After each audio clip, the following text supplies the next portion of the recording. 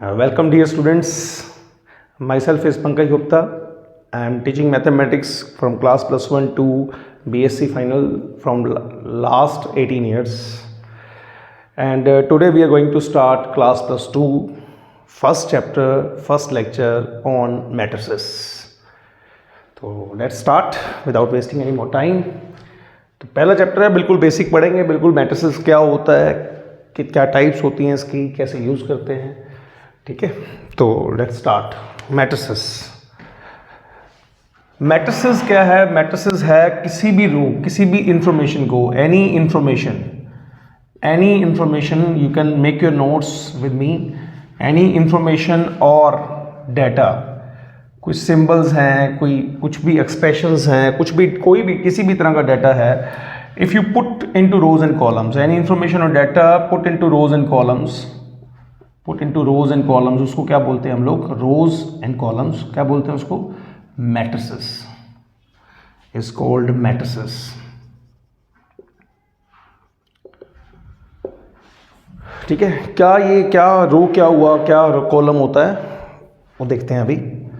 जैसे कोई भी एक सिंपल इंफॉर्मेशन आप लो, जैसे अभी क्लास प्लस 1 के बाद आपने 11th के बाद क्लास 12th में आप आए, तो क्लास 11th में आपको एक डॉक्यूमेंट मिला होगा, DMC, डिटेल मार्क सर्टिफिकेट, है ना. Suppose I am supposing you are science student, तो आपके वहाँ पे मार्क्स होंगे. सपोज कोई भी 3 बच्चे ले लिए हमने, ठीक है, कोई भी 3 बच्चे ले सकते हैं. जैसे कि मान लो एक स्टूडेंट ले लिया राहुल, है ना, दक्ष, कोई भी, आप अपना नाम भी लिख सकते हो.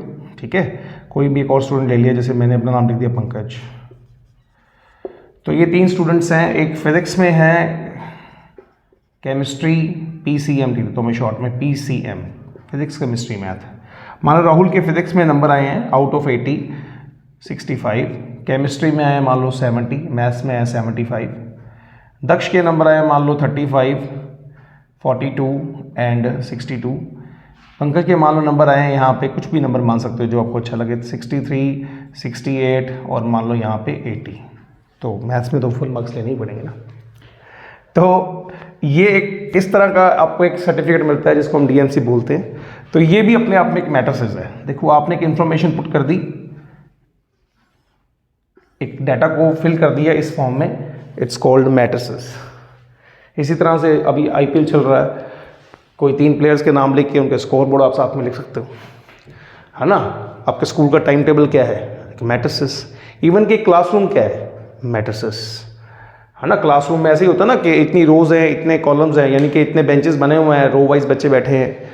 आप तो कभी ऑब्जर्व करना ध्यान से, वो मैट्रिसेस है. Got it. तो रोज एंड कॉलम्स. अब जैसे मान लीजिए ये वाली लाइन है R1, ये जो हॉरिजॉन्टल लाइन है उसको हम क्या बोलते हैं? रो बोलते हैं. हॉरिजॉन्टल लाइन, है ना. जैसे ग्राफ बनाते हैं, ग्राफ में ये कौन सी लाइन होती है? Horizontal line. ये कौन सी होती है? Vertical line. और जो ये ऐसे लाइन होती है वर्टिकल लाइन जिसको बोलते हैं, that is called column. C1 C2 C3, first column, second column, third column.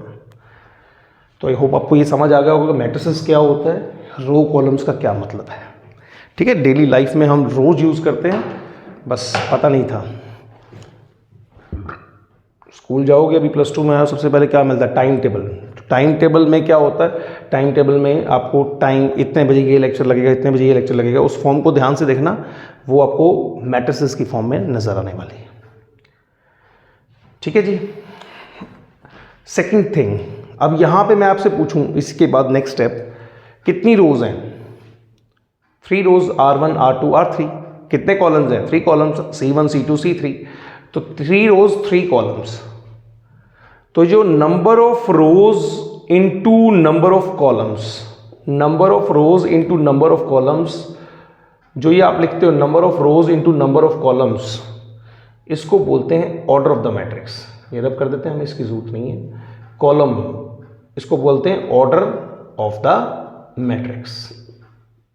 ठीक है, ऑर्डर ऑफ द मैट्रिक्स. जितनी नंबर ऑफ रोज होंगी उसको नंबर ऑफ कॉलम से आप मल्टीप्लाई करोगे, that is called order of the matrix. और अगर आप इनको मल्टीप्लाई कर देते हो, फॉर एग्जांपल आपने 3 को 3 से मल्टीप्लाई किया तो कितना आया? 9. 3 × 3 9. तो नंबर ऑफ एलिमेंट्स आ जाएंगे, नंबर ऑफ एलिमेंट्स. भी इस मैट्रिसेस के अंदर विदाउट काउंटिंग तो तरीका होता है 1 2 3 4 5 6 7 8 9 ऐसे गिने। एक सिंपली आप रो को कॉलम से मल्टीप्लाई करो तो you will get the number of elements. तो जब आपने ऑर्डर लिखना है you need not to multiply, आपने मल्टीप्लाई नहीं करना है। और जब आप लोग एलिमेंट बताने हैं तो एलिमेंट ऐसे बताने हैं आपने 9। ठीक, आई होप समझ गए होंगे मैट्रिसेस का ऑर्डर क्या होता है। कई सारे एग्जांपल्स और ले सकते हैं, जैसे मान लो मैंने लिख दिया यहाँ पे 1 4 0 -5। कितनी रोज हैं इसमें? 2 रोज। कितने कॉलम्स हैं? 2 कॉलम्स। तो मैट्रिक्स क्या हो गया? 2 क्रॉस 2 का। सिमिलरली अगर आप ऐसे लिखो 1 2 3 -5 0 7, सपोज ऐसे लिख दिया, अब कितनी रोज हैं? 2। कितने कॉलम्स हैं? 3। तो this is called order of the matrix. 2 × 2 2 cross 3, it's called order of the matrix. ठीक है, आई होप आपको समझ आ गई यहाँ तक। सिंपल सी चीज़ें थी। मैट्रिसेस क्या होता है, मैट्रिसेस में फिर जब लिख दिया तो फिर उसमें ऑर्डर क्या होता है, और फिर नंबर ऑफ एलिमेंट्स कैसे हम निकालते हैं, सिंपली मल्टीप्लाई करके। ठीक है, चलो होपफुली नेक्स्ट आगे पहुंचते हैं हम। आगे के टाइप्स ऑफ मैट्रिसेस पढ़ते हैं। मैट्रिसेस समझ आ गया, अब टाइप्स ऑफ मैट्रिसेस हम लोग पढ़ने वाले हैं। Types of matrices. सबसे पहले आप लिखो अपनी कॉपी पे, टाइप्स ऑफ मैट्रिक्स में रो मैट्रिक्स, हेडिंग लगा लो types of matrices.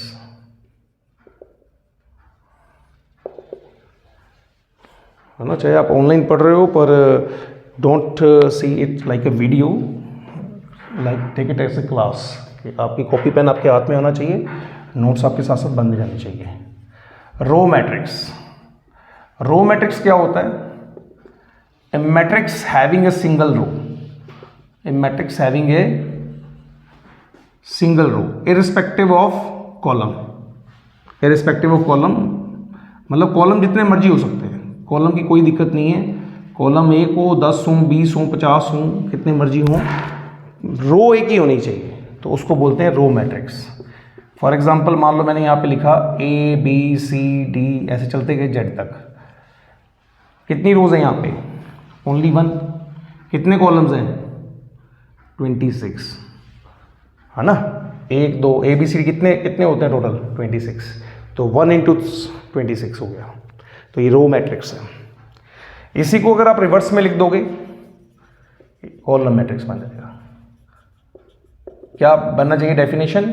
A matrix having a single column, a matrix having a single column. तो अगर आपके पास कॉलम सिंपल है, सिंगल कॉलम है, तो उसको कॉलम मैट्रिक्स बोलते हैं।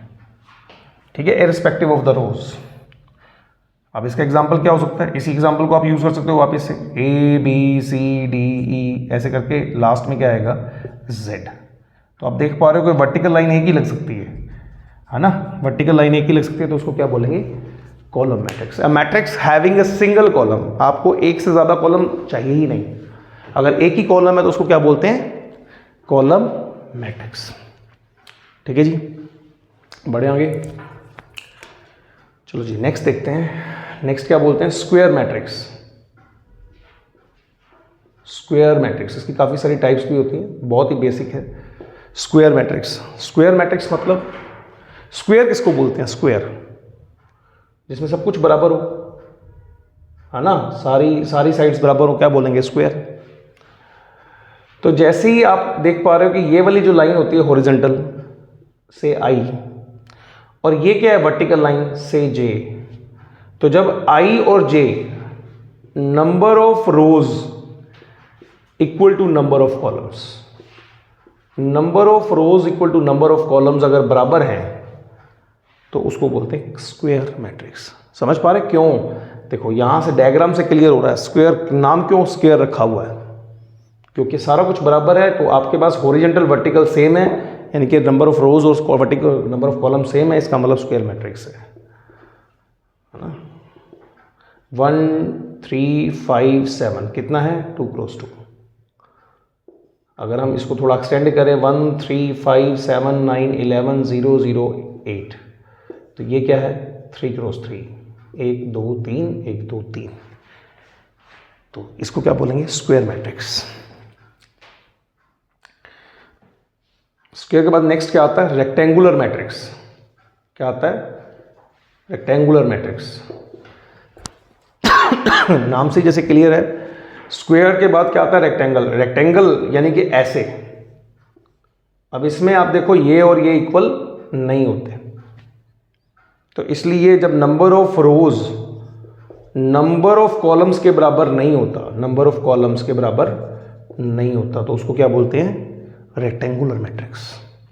लाइक कुछ भी लिख सकते हो, 1 2 बस खत्म। कितनी रोज हैं? 1 रो। कितने कॉलम्स हैं? 2 कॉलम्स। तो ये रेक्टेंगुलर मैट्रिक्स हो गया। You can take such many examples also, 1 2 3 4 5 6। कितनी रोज हैं? 2 रोज। कितने कॉलम्स हैं? 3 कॉलम्स। तो मैटर नहीं है 6 लिखा या 8 लिखा है, मैटर ये है कि रोज और कॉलम्स बराबर नहीं है। तो रोज और कॉलम्स अगर बराबर नहीं है तो उसको क्या बोलते हैं? Rectangular matrix. सिंपली 1 मार्क के लिए क्वेश्चन पूछ लेते हैं एग्जाम में कि अगर रोज कॉलम बराबर नहीं है तो कौन सा मैट्रिक्स है। तो एमसीक्यूज के लिए भी हमारे लिए अच्छा क्वेश्चन है ये। सिंपल क्वेश्चन है, बिल्कुल ज़रूरी नहीं कि पेपर में सारे क्वेश्चन टफ आएंगे, तो मेक श्योर कि आपको सिंपल वाले भी आने चाहिए। ठीक है जी, कितने कर लिए? 4। Very good. Row matrix, column matrix, square matrix and rectangular matrix. अब स्क्वायर बन गया तो स्क्वायर के बाद क्या पढ़ेंगे? Diagonal matrix. Diagonal matrix. Diagonal matrix क्या है? डायगोनल मैट्रिक्स में होता है जब आपके पास डायगोनल, देखो वैसे डायग्राम में 2 होते हैं ना, एक ऐसे होता है, एक ऐसे होता है, पर मैट्रिसेस में आपको सिर्फ यही डायगोनल कंसीडर करना है, 2 डायगोनल कंसीडर नहीं करने। इसको प्रिंसिपल डायगोनल बोलते हैं, क्योंकि अदरवाइज आपकी नोटेशन गलत हो जाएगी क्वेश्चंस में, बाकी जो असम्पशंस हैं। तो सिंपली आपको इसी साइड का डायगोनल कंसीडर करना है। तो ऑल एंट्रीज आर 0, या आप कह सकते हो in a square matrix, all entries are 0 except the diagonal entries, except the diagonal entries. In a square matrix, all entries are 0 except the diagonal entries. It's called diagonal matrix. जैसे कि what I mean by this, I mean कि अगर आप यहाँ पे लिख रहे हो तो यहाँ पे डायगोनल को छोड़ के बाकी सारी एंट्रीज 0 चाहिए। स्क्वायर मैट्रिक्स होना चाहिए और उसके बाद सारी एंट्रीज 0 होंगी, चाहे यहाँ पे कुछ भी लिखा है 5 -7 11 कुछ भी लिखा है, उसके ऊपर उसके नीचे सब 0। All entries are 0 except the diagonal entries is called diagonal matrix. ठीक है, इसकी नोटेशन एक और तरह से भी लिख सकते हैं, DIA, डायगोनल का शॉर्ट फॉर्म ना, जैसे ब्रदर को ब्रो, सिस्टर को सिस, वैसे डायगोनल को DIA लिख के यू कैन सम अप। और 5 -7 11, अगर आप इतना भी लिखते हो तो इसका मतलब यही है। अगर आप इसकी बात करते हो तो इसको कैसे लिखोगे? 1 2, बस सिर्फ डायगोनल एंट्रीज लिखोगे and the question will be over. इतना ही काम है। ठीक है, डायगोनल मैट्रिक्स। डायगोनल मैट्रिक्स का आगे जो पार्ट होता है जैसे, वो कौन सा होता है? Scalar matrix. डायगोनल मैट्रिक्स का आगे जो पार्ट होता है that is called scalar matrix. Scalar matrix क्या होता है? पहले हमने स्क्वायर मैट्रिक्स किया था, रिमाइंड यू कि ये गलत मत कर देना, स्क्वायर और स्केलर 2 अलग अलग बातें हैं। स्केलर मैट्रिक्स क्या होता है? डायगोनल मैट्रिक्स का ये आगे पार्ट है। In a diagonal matrix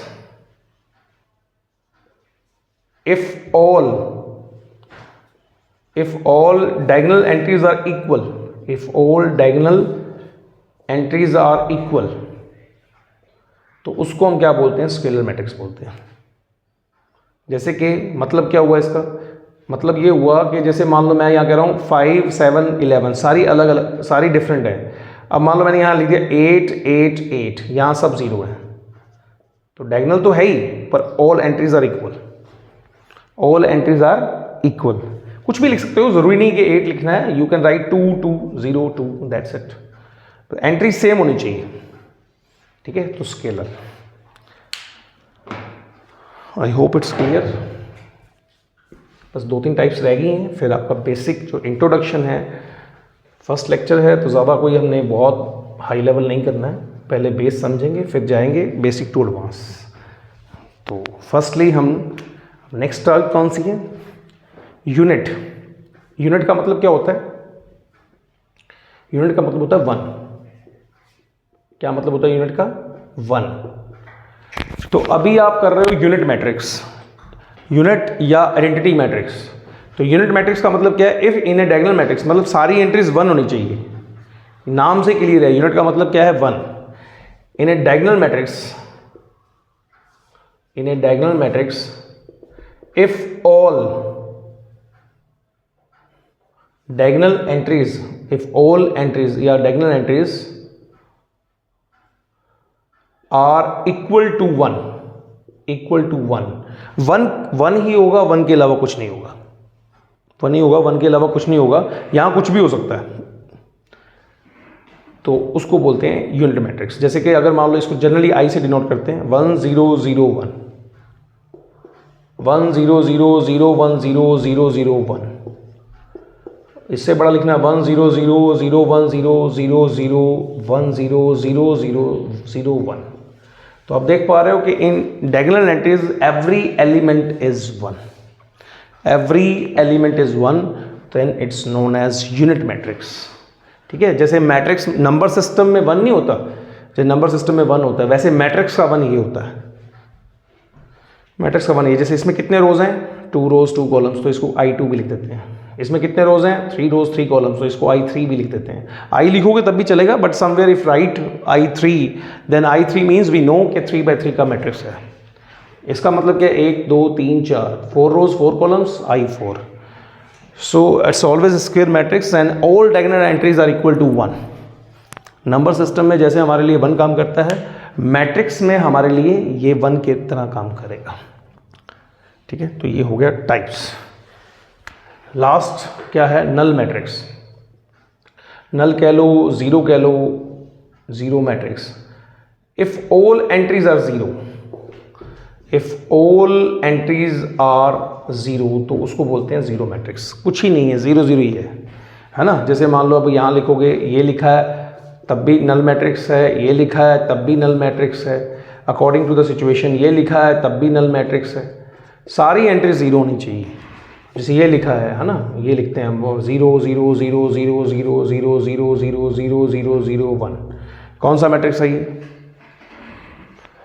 it's not non, it's non zero matrix. यहाँ हम इमोशनल नहीं हो सकते, है ना, कि सारे ही जीरो हैं सर, एक ही 1 है। नो, सारी एंट्री जीरो होंगी तो इसको जीरो बोलेंगे। अगर एक भी एंट्री नॉन जीरो होगी तो इसको क्या बोलेंगे? Non zero matrix. ठीक है, इसके बाद हमारे पास डायगोनल मैट्रिक्स के ही 2 पार्ट हैं। डायगोनल मैट्रिक्स के ही 2 पार्ट हैं। कौन कौन से पार्ट हैं? बने रहना, क्योंकि अभी हम लोग इस सारे मटेरियल को एक डायग्राम में ही सम अप करने वाले हैं। तो बच्चे आजकल जल्दी छोड़ देते हैं, फोकस कम रखते हैं, क्योंकि रील्स पे ज़्यादा ध्यान रहता है। तो वीडियो में हो सकता 2-4 मिनट लगेंगे, पर आपको सब कुछ क्लियर होगा। Triangular matrix. ट्रायंगुलर मैट्रिक्स क्या होता है? डायगोनल मैट्रिक्स का एक पार्ट है। अब इसमें क्या है, इसके 2 पार्ट होते हैं आगे। अपर ट्रायंगुलर, लैंग्वेज पे नहीं मैं जा रहा, भी आपको बात समझ में आनी चाहिए कि बात कर क्या रहे हैं। ये नहीं कि वो बुकिश लैंग्वेज लिख दी और ख़त्म कर दिया। Lower triangular matrix, lower triangular matrix. देखो बहुत सिंपल है। जब डायगोनल लिखते हैं ना, डायगोनल लिखते हैं तो यहाँ पे हम लोग 4 5 6 मान लो कुछ लिखा, यहाँ भी 0 लिखते हैं और यहाँ भी 0 लिखते हैं। ठीक है, एक इसका एग्जांपल है डायगोनल का, डायगोनल मैट्रिक्स।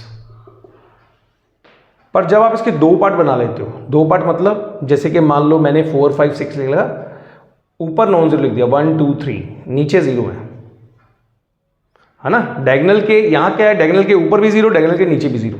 यहाँ क्या है? डायगोनल के या तो नीचे 0, आइदर बिलो द डायगोनल और अबव द डायगोनल। जैसे अब मान लो यहाँ पे ये चीज लिख दी मैंने, समझ पा रहे हो भी? या तो डायगोनल के ऊपर 0 होंगे या डायगोनल के नीचे 0 होंगे। तो अगर 0 के ऊपर ट्रायंगल बने तो उसको बोलते हैं अपर ट्रायंगुलर। क्या बोलते हैं? Upper triangular. और 0 के नीचे ट्रायंगल बने तो क्या बोलते हैं? Lower triangular.